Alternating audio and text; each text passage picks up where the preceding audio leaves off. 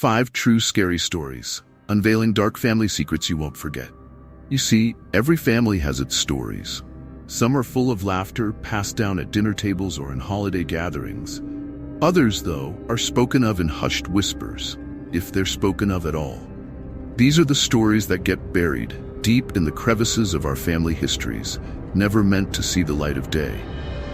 But secrets, I've learned, have a way of crawling back to the surface, no matter how deeply you try to hide them. I know this because I've spent years uncovering the kinds of tales that no one in my family wanted told. Call it a twisted hobby, if you like. Maybe it's the historian in me, or maybe it's something darker. But over time, I've pieced together the unspeakable, the stories that make you question if you ever really knew your own blood. What I found has kept me awake on many a cold night, haunted by the thought that maybe my family is not alone in holding such sinister secrets. You might think you know your family. You think your parents or grandparents were just like everyone else, ordinary people with ordinary lives. But let me ask you this: how well do you really know them? Because as I've learned, there's always more beneath the surface. What follows are 5 true stories. Stories of ordinary families who, behind closed doors, carried the weight of their own dark legacies. These are tales of betrayal, cruelty, and secrets so vile that they would tear apart anyone who knew the truth. Some of these secrets were hidden for generations, others only for a lifetime, but each of them left scars that no one could ever forget. As you read these stories, remember, the past has a way of lingering. Family is supposed to mean safety, protection, love, but sometimes it's the family that holds the sharpest blade. These are not just tales to spook or entertain. No, these stories are warnings, because the secrets that linger in your own family might not be as far off as you think. Now let me show you the true face of the families you never really knew. Story 1: The Silent Room. The house was supposed to be a blessing, a final gift from a man Ethan barely knew, his estranged grandfather. Perched at the edge of a sleepy rural town in Pennsylvania, the farmhouse had stood for over a century, passed down through generations. The fields around it stretched endlessly, and on quiet nights, the wind would whistle through the cracks in the walls, carrying with it the echoes of a forgotten past. Ethan's parents had been clear. "Sell it?" his mother had urged over the phone, her voice tight with unease. "Just sell the place and don't look back. It's not worth the trouble." His father had been even more cryptic. "That house? It holds too many memories, boy. Memories that should stay buried." But Ethan, stubborn and seeking a fresh start, had ignored them. He'd been living in the city for too long, choked by the noise, the cramped apartments, and the relentless grind of it all. The farmhouse seemed like an escape, a place where he could clear his head, perhaps even renovate it, and make it his own. Besides, what harm could an old house really hold? At first, everything was peaceful. The dust settled like a film over his new life, and Ethan spent the first few weeks clearing out rooms, throwing away broken furniture, and patching up cracks in the walls. But there was one room that refused to yield to his efforts, a small, unassuming door at the end of the upstairs hallway. It was always locked. Ethan had assumed it was just a storage room, or perhaps a closet. His grandfather had likely sealed it up years ago, and no one had bothered with it since. But then, the noises started. At first it was subtle, a faint creaking at night, like floorboards groaning under invisible weight. Ethan shrugged it off, telling himself that old houses make noises, that it was probably just the wind or the wood settling. But the sounds grew louder, more persistent. Late at night, when the house should have been silent, he heard whispers. Faint, unintelligible murmurs that seemed to come from behind the locked door. Ethan's curiosity quickly turned to obsession. He couldn't help himself. Every time he walked past the door, he would pause, his hand brushing the worn brass knob. What was inside? Why had his grandfather kept it locked all these years? And why had no one ever spoken about it? He searched the house for a key, tearing through drawers and cabinets, but found nothing. The locksmith he called claimed the lock was too old, too corroded to be picked. In the end, Ethan took a crowbar to the door, his hands shaking as he pried it open with a loud crack. The door swung inward, revealing a small, dark room coated in layers of dust. The air inside was stale, thick with the weight of years long past. At first, the room seemed empty. Just an old bed, its metal frame rusted, and a wooden chair tucked neatly into the corner. But then, as his eyes adjusted to the gloom, Ethan saw it. Something small and hunched, slumped against the far wall. His breath caught in his throat as he stepped closer, his heart pounding in his chest. There, crumpled in the corner, were the skeletal remains of a person. The bones were brittle and thin, covered in tattered rags. A heavy chain hung from the skeleton's ankle, bolted to the floor, as if the person had been shackled to the very room itself. Ethan recoiled, the horror of the scene sinking in. This wasn't just some forgotten storage room. This was a prison. Shaken, Ethan stumbled back, bile rising in his throat. Who had been locked in here, and for how long? His mind raced, connecting fragments of family stories, bits and pieces of conversations he had overheard but never truly understood. The whispers, the warnings, the uneasy glances exchanged whenever his grandfather's name was mentioned. It was then that he found the letter.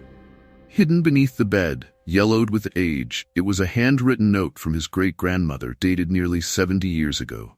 In it, she spoke of her shame, of her brother, William, born with a condition that had rendered him disabled, an embarrassment to the family in her eyes. Rather than send him to a care facility, she had chosen to keep him locked away, out of sight, where no one could see him or question the family's perfect reputation. My duty, the letter read, was to the family name. He could never be allowed to shame us. Better that the world forget him. Ethan sank to the floor, the weight of the truth pressing down on him. His great-grandmother had kept her own brother chained in this room, hidden from the world until the day he died. And no one had spoken of it since. They had all moved on, pretended the room didn't exist, and carried on with their lives as if nothing had ever happened. The house had hidden its secret well. But now, with the door pried open and the truth laid bare, Ethan felt the full horror of his family's legacy. His great-grandmother hadn't just locked away her brother, she had locked away a part of herself, a part of the family's soul. And it had festered in the dark for generations. As Ethan stood to leave, he swore he heard it again, a faint whisper, a creak in the floorboards. The house wasn't finished with him yet, and neither, it seemed, was the past. Story 2, The Bloodline. The mansion stood as a monument to opulence, its grand facade towering over the moss-draped trees of New Orleans, a symbol of wealth and legacy. For over a century, the Blackwood family had lived in that sprawling estate, generation after generation, adding to the splendor of their lineage. The latest heirs, twins Clara and Daniel, had grown up in this vast house, always aware of the whispers, the strange looks from the townspeople, and the unspoken reverence their name commanded. The coming-of-age ceremony, an old tradition for the Blackwoods, was fast approaching. Clara had always found it strange, the way their family celebrated their 18th birthdays, not with parties or gifts, but with a formal ritual steeped in history. "It's when you're inducted into the family's legacy," their father had said. "You'll learn what it means to be a Blackwood."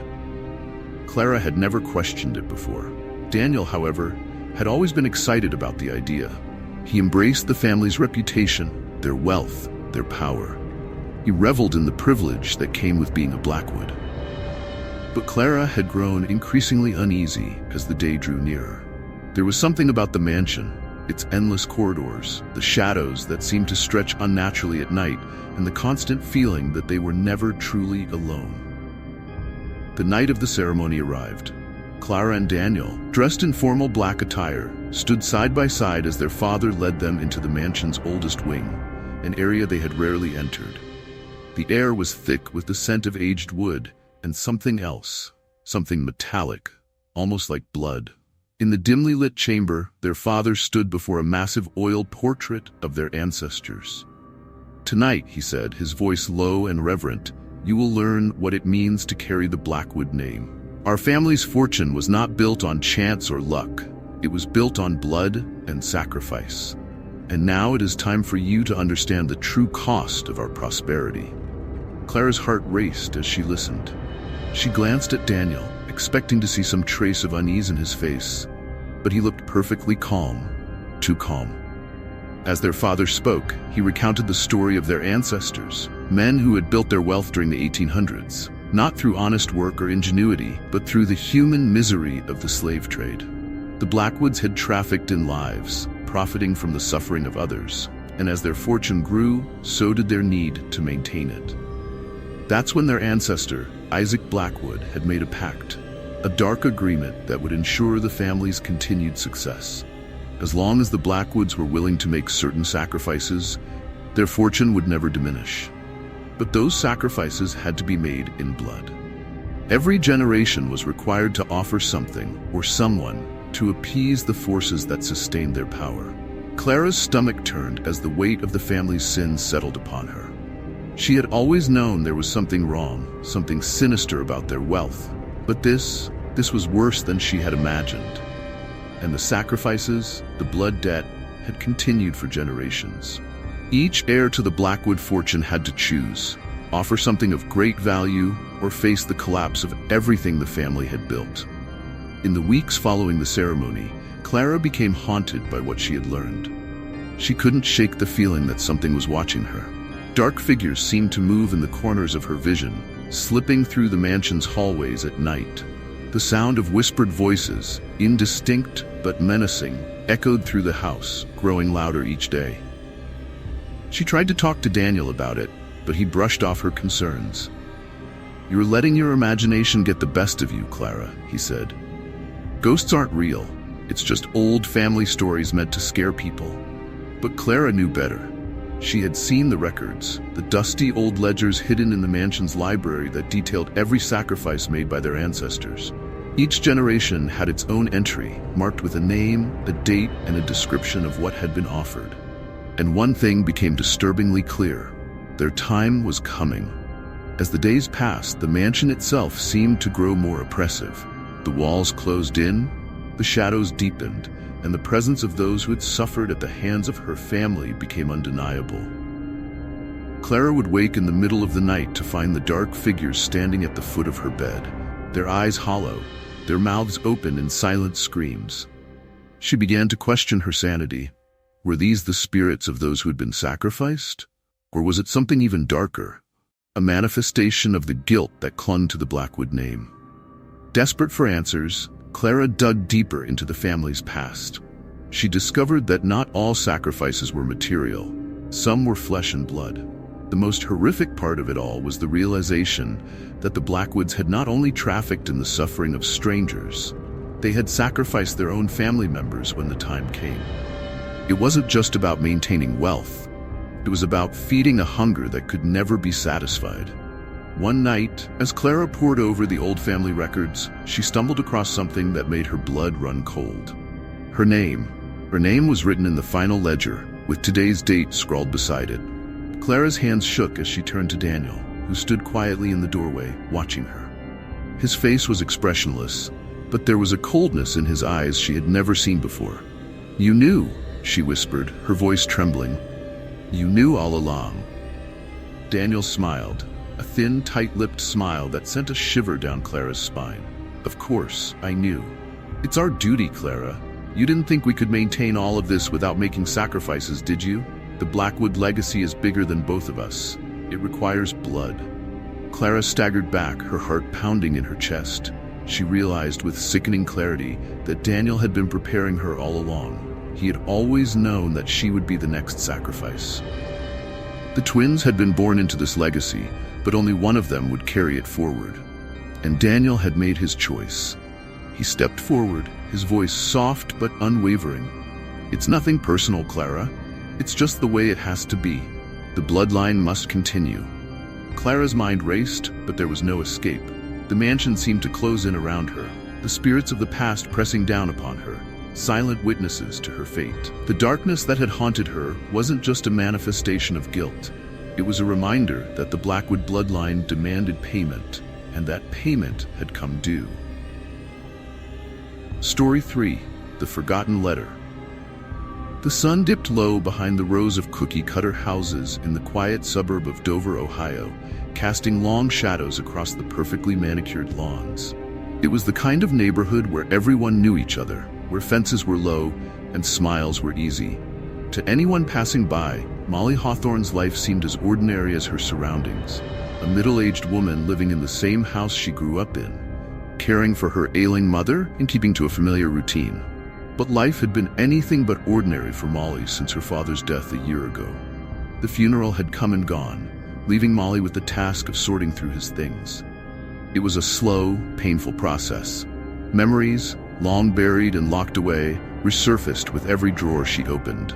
Old photographs, forgotten trinkets, and stacks of papers. Each item carried with it a fragment of the past, a piece of the man who had raised her. One evening, while sifting through the contents of her father's desk, Molly's fingers brushed against something strange. A thin, brittle envelope hidden in the back of a drawer. It was yellowed with age. The ink on the front faded but still legible. Her mother's name, Elizabeth, was scrawled in elegant handwriting across the front. Molly hesitated for a moment before carefully opening the letter. The words inside felt like a punch to the gut. "Dearest Elizabeth, I know you must hate me for writing this, but I can't go on living with the secret any longer. Our son deserves to know the truth. You and I both know that he isn't Robert's child. Please, for his sake, let him know where he truly comes from. If Robert ever found out, well, I fear what he might do." Molly stared at the letter in disbelief, her hands trembling. A secret lover? A child that wasn't her father's? She could hardly believe what she was reading. The letter wasn't signed, but the implications were clear. This mystery woman was claiming that Molly's older brother, Jason, who had died in a car accident nearly 20 years ago, wasn't her father's biological son. Jason, the golden boy, the one who could do no wrong, who had been her father's pride and joy. His death had shattered the family, leaving behind a grief that never fully healed. And now, all these years later, Molly was faced with the possibility that Jason had been living a lie his entire life. Her father had never known the truth, but what about her mother? Molly's mind raced as she clutched the letter to her chest. She needed answers, and there was only one person who could provide them. Her mother, Elizabeth, who now lay bedridden, her mind slipping further into the fog of dementia with each passing day. The next morning, Molly sat by her mother's bedside, the letter tucked tightly in her pocket. She watched as her mother's frail hands moved slowly across the bedspread, her eyes vacant, staring at something only she could see. "Mom," Molly began, her voice tentative, "I found something while I was going through Dad's things." Her mother's gaze shifted toward her, though Molly couldn't be sure if she truly saw her. "What did you find?" Elizabeth asked softly. Molly pulled the letter from her pocket and unfolded it. "This letter. It's from someone who says Jason wasn't Dad's son." Elizabeth's face remained impassive for a moment, then a flicker of recognition passed through her clouded eyes. Jason was my son," she muttered, her voice shaky. "Your father, he never knew." Molly's heart skipped a beat. "So it's true? Jason wasn't Dad's?" Elizabeth's eyes grew glassy and she shook her head as though trying to dispel a long-buried memory. No, it's not like that. Jason, he was our son, Molly. He was." "But this letter," Molly pressed, her frustration building. "It says Dad didn't know. It says Jason wasn't his. Mom, what really happened?" For a moment, it seemed as though her mother might confess. But then, Elizabeth's expression hardened. "It doesn't matter anymore," she whispered. "None of it matters now." Molly sat back, bewildered by her mother's cryptic response. Was it the dementia talking, or was she deliberately hiding something? Molly couldn't tell, but one thing was certain. She wasn't about to let this go. As the days passed, Molly became consumed by the letter's contents. She couldn't shake the feeling that her mother was keeping something from her. Something darker than just a long-lost affair. The more she thought about it, the more convinced she became that Jason's death had not been an accident. The letter hinted at fear. Fear of what her father might do if he learned the truth. Could her father have known? Could he have killed Jason to keep the secret from tearing the family apart? The thought made her sick, but it also made sense in a twisted way. Her father had always been a proud, domineering man. He had built his reputation on family values, on the image of a perfect, harmonious home. If he had discovered that Jason wasn't truly his, that image would have been shattered. He might have done anything to preserve it. Determined to uncover the truth, Molly began digging deeper into the circumstances surrounding Jason's death. She spoke with old family friends, neighbors who had been there on that fateful day. She pored over police reports, trying to find any inconsistencies. And little by little, she began to piece together a troubling picture. Jason had been acting strangely in the months leading up to his death. Withdrawn, secretive. He had told one of his friends that he was planning to leave the family to start over somewhere far away. At the time, no one had thought much of it. Jason had always been a free spirit, prone to impulsive decisions. But now, in the context of the letter, Molly saw things differently. Jason must have discovered the truth about his parentage, and he had wanted to escape the web of lies that surrounded him. The more Molly uncovered, the more convinced she became that her father had found out as well, and that he had been desperate to stop Jason from leaving. But as she delved further, another possibility began to emerge, one that chilled her to the bone. In the corner of an old family photo album, Molly found a series of pictures taken just days before Jason's death. In each one, her mother's face stood out, her expression strained, her eyes filled with something Molly hadn't noticed before. Fear, desperation. And then she found it, an old diary entry written by her father just weeks before the accident. The words were scrawled hastily as though he had been in a panic. She won't stop. Elizabeth, she's determined. God help us all if the truth comes out. Molly's breath caught in her throat as the realization hit her. It hadn't been her father who had orchestrated Jason's death. It had been her mother. Her frail, dementia-ridden mother had been the one to pull the strings. The letter wasn't just a revelation of Jason's true parentage. It was a death sentence. Her mother had known that if Jason left, the secret would be exposed, and she had been willing to do whatever it took to keep him quiet. Her father, desperate to protect his wife, had taken the blame, letting everyone believe it had been an accident. The truth hit Molly like a wave, knocking the wind from her lungs. All these years, she had believed her father to be the cold, calculating one, the one who had prioritized reputation over family. But in the end, it had been her mother all along, orchestrating the lies, the betrayals, and ultimately the murder of her own son to keep the family's dark past buried. Story 4. The Child in the Basement. The old Victorian house stood at the edge of town, its peeling paint and sagging rooflines a testament to its age. To most, it was a relic from a bygone era, a house with creaking floorboards and drafty windows, nothing more than an old home that had seen better days. But to Lily, it felt like a dark and looming presence, hiding secrets behind every locked door and cracked wall. Lily had never wanted to move to Massachusetts. She had been perfectly content in her suburban life back in New York, with its noisy streets, bustling neighborhoods, and, most importantly, her friends. But her father's new job had brought them here, to this ancient house in the middle of nowhere, where the nearest neighbor was half a mile away. Her parents had been excited at the prospect of restoring the place to its former glory, but Lily could only see it for what it was, a relic of the past, stuck in time, with a strange air of abandonment, despite the fact that someone had lived here for over 50 years. The basement was what intrigued her the most. From the moment they moved in, Lily had heard whispers from the townsfolk. The local kids at school avoided her, but she caught bits and pieces of their conversations. They talked about the house, about strange happenings, about the basement that no one had dared to enter for decades. Some said a child had once gone missing in the area, vanished without a trace, never to be found again. Others claimed that it was haunted, that strange noises could be heard at night if you stood near the house. At first, Lily had dismissed these stories as nothing more than local legend, the kind of gossip small towns were known for. But as the days wore on, the house began to work its way under her skin. The floors groaned in the dead of night, the wind seemed to whistle through the cracks in the walls, and sometimes, just sometimes, she could swear she heard something coming from below. The faintest sound of scratching or knocking, as if something or someone was trying to get out. Her parents had warned her not to go into the basement.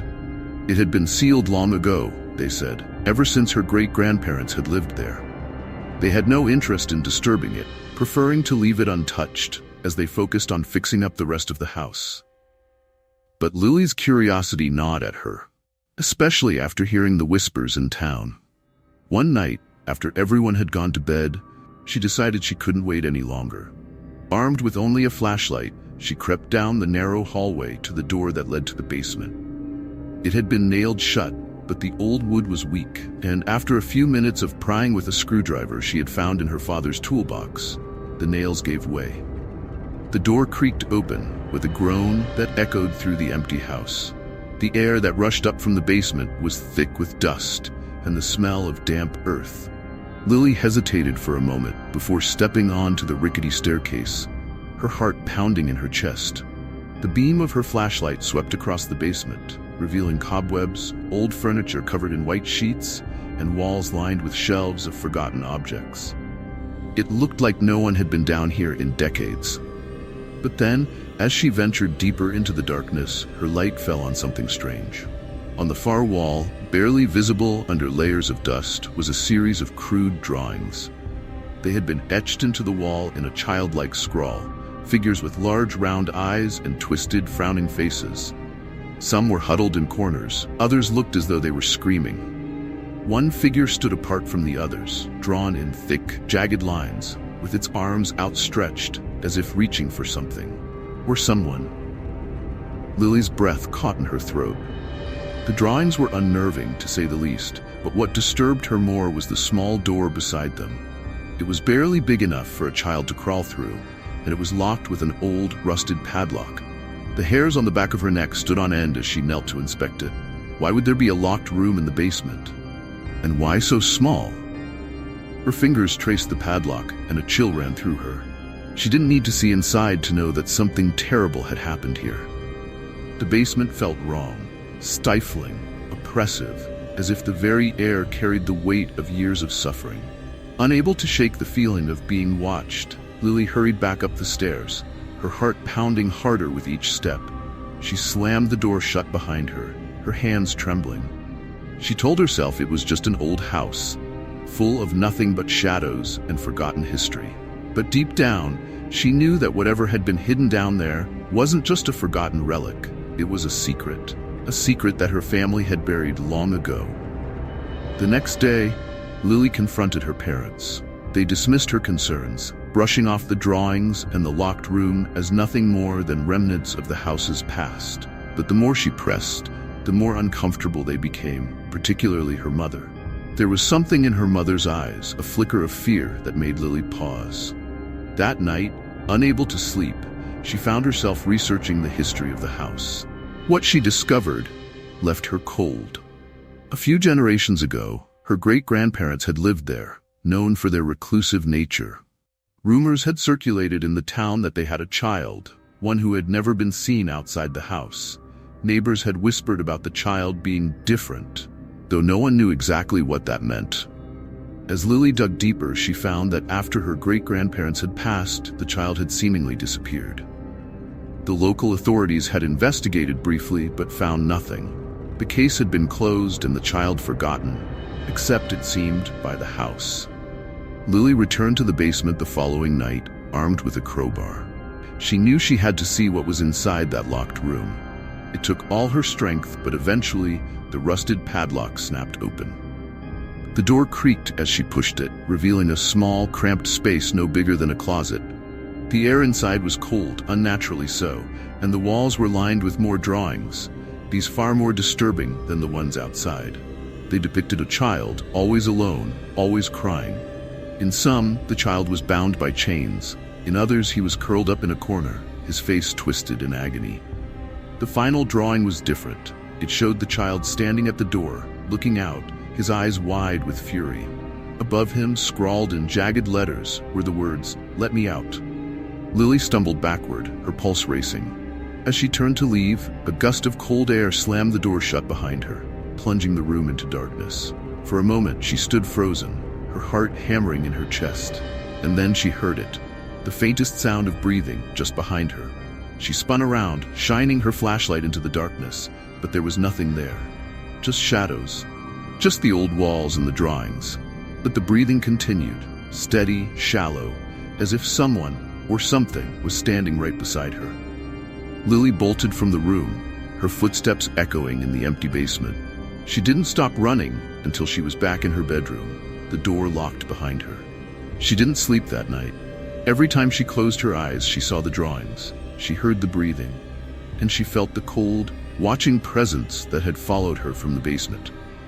In the days that followed, the house seemed to come alive with strange occurrences.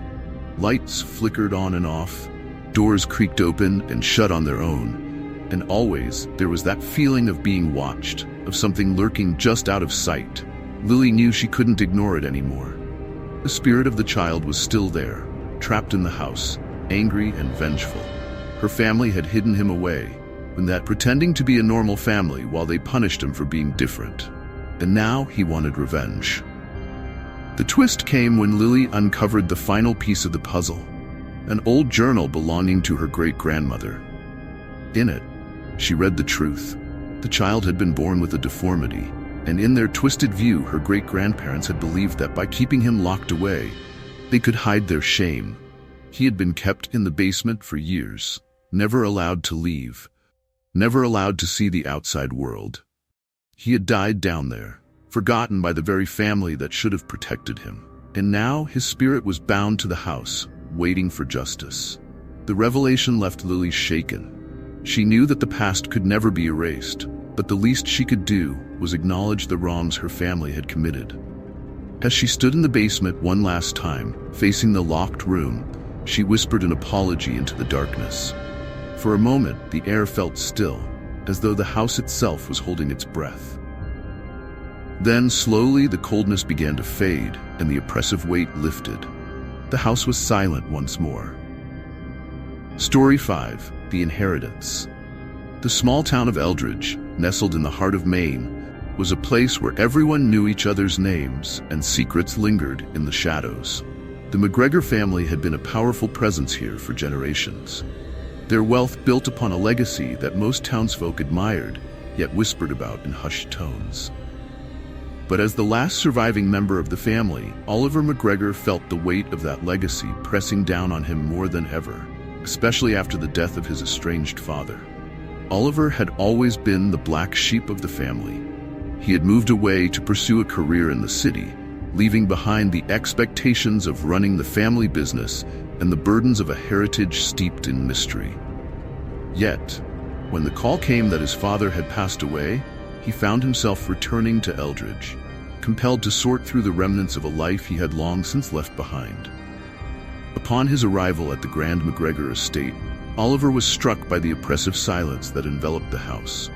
The air felt thick with memories, and every creak of the floorboards echoed with the past. His father had been a stern man, filled with secrets, but he had left behind a letter, a cryptic note that sent a chill down Oliver's spine. In it, his father spoke of the family's history and the burden that had been passed down through the generations. He instructed Oliver to retrieve an item from the attic, warning him never to open it, for it contained a truth that could ruin him. Driven by a mix of greed and curiosity, Oliver could not resist the allure of the attic. He had grown up hearing stories about his ancestors, tales of power and sacrifice that were woven into the very fabric of Eldridge. The attic, with its dust-laden boxes and forgotten relics, seemed to promise revelations that would either solidify his place in the family's legacy or shatter it entirely. As he climbed the narrow staircase to the attic, a sense of foreboding settled over him. He pushed open the creaking door and stepped into the dimly lit space. Shadows danced along the walls, and the air smelled of mildew and neglect. In the far corner stood an ornate trunk, its wood aged and weathered. It looked as if it hadn't been touched in decades, as if it held the very essence of the family's past. Oliver's heart raced as he approached the trunk. The warning echoed in his mind, but greed pushed him forward. What treasures might be locked inside? What secrets could he uncover that would elevate him from the shadows of his family's history? With a deep breath, he lifted the lid and the musty scent of ancient artifacts wafted out. Inside, he found a collection of items that sent shivers down his spine. Ceremonial daggers, with blades etched in symbols he couldn't comprehend, ornate masks that seemed to watch him with hollow eyes, and strange, twisted relics that looked as though they belonged to a time long forgotten. Among them was a journal, its pages yellowed with age. As he opened it, the words leaped out at him, chronicling the dark rituals of his ancestors, a cult that had thrived in secrecy. They had made a pact, a bond forged in blood, ensuring their prosperity at the expense of innocent lives. With each passing generation, a sacrifice had to be made to keep the wealth flowing, and Oliver's father had been the latest to uphold this sinister tradition. A chill ran through Oliver as he realized the weight of what he had stumbled upon. His family's fortune was built upon the suffering of others, a legacy he had unknowingly inherited. Anguish clawed at his insides as he learned the details of the sacrifices, the lives taken to satisfy an insatiable thirst for power. The journal's final entries spoke of a coming reckoning, of the curse that would consume the one who dared to continue the family legacy. The dread coiling in his gut transformed into a frantic desperation. He had a choice to make: embrace the dark heritage or destroy it. But the more he read, the more he understood the futility of his situation. The curse could not be broken. It was a bond, unyielding and eternal. Oliver felt a sinister force coiling around him, tightening its grip. As the days turned into weeks, Oliver's life began to unravel. He found himself plagued by nightmares, visions of the past, of blood-soaked rituals, and the faces of the innocent whose lives had been stolen. Shadows lurked in the corners of his home, whispering reminders of the horrors he had unearthed. His mind spiraled into madness as he became consumed by guilt and despair, unable to escape the legacy that bound him. With every passing day, the manifestations of the curse grew stronger. He lost his job, his friends turned away, and the townsfolk began to whisper about the last McGregor. Rumors of his family's dark past resurfaced, and the weight of his ancestors' sins pressed down upon him like a suffocating fog. In his desperation, Oliver sought counsel from a local historian, hoping for a way to break the cycle. But the historian's expression turned grave as he recounted the legends of the pact that was forged in blood and the dire consequences of defying it. The curse is a chain, the historian warned, and it's not just yours to bear. You'll drag everyone you care about into the darkness with you. That night, Oliver returned to the attic, the journal clutched tightly in his hands. He knew he had to confront the legacy that had haunted his family for generations. As he stood before the trunk, the artifacts glimmering ominously in the dim light, he made a desperate decision. He would destroy them, end the cycle, and free himself from the burden of the past. But as he lifted the ceremonial dagger, a cold wind swept through the attic, extinguishing the flickering candlelight. The shadows thickened around him, and a voice whispered in his ear, a familiar, taunting echo of his father's warning. "You cannot escape what you are." The dagger slipped from his fingers, clattering to the ground as the realization washed over him. The curse had already begun to consume him. No matter how hard he tried to sever the ties, he was bound by blood and fate.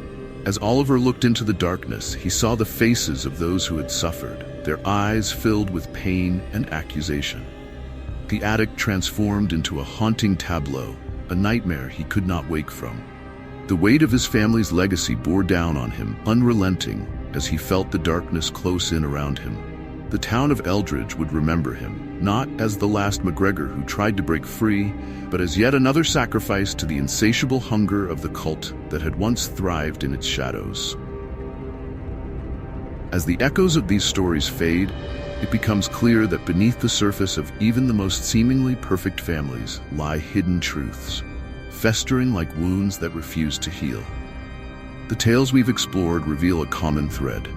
Family secrets, no matter how deeply buried or carefully concealed, possess a way of clawing their way to the surface.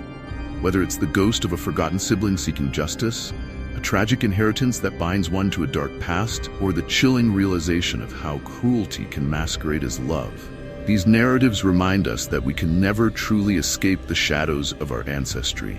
The seemingly idyllic lives of our loved ones may be nothing more than a facade, constructed to shield us from the horrors that lurk just beneath the surface. The walls of our homes, much like those of the old Victorian houses or the family estates we've encountered, can resonate with whispers of betrayal, grief, and untold violence. We must tread carefully, for the past has a way of infecting the present, leaving scars that may never fade. As you close the pages on these haunting stories, I urge you to reflect on your own family history. What skeletons lie hidden in the closets of your loved ones? What truths are you afraid to confront? Sometimes it is the very secrets that we hold closest that have the power to unravel us, to destroy the relationships we cherish most. But perhaps I speak too freely. Perhaps the shadows that stretch across my own life are more sinister than I care to admit. After all, there are stories that remain untold, truths that are locked away in the recesses of my mind, carefully tucked behind a veneer of normalcy. What if I told you that I once found a letter hidden beneath the floorboards of my childhood home? A letter that hinted at connections I wish I had never known. Or that I still hear the whispers of a name that chills me to my core. A name that I dare not speak aloud. As the darkness settles around us, remember that the line between victim and perpetrator is often blurred. Beware, dear reader, for the truths I have shared might just be the tip of the iceberg. As you walk away from these tales, consider the possibility that there are echoes of my own past lurking in the shadows, waiting to emerge, waiting to remind you that no one is truly free from the ghosts of their heritage. With each heartbeat, each ticking second, the past inches closer, a silent specter breathing down your neck. And perhaps, just perhaps, you might find that your own story is not as distant from mine as you would like to believe.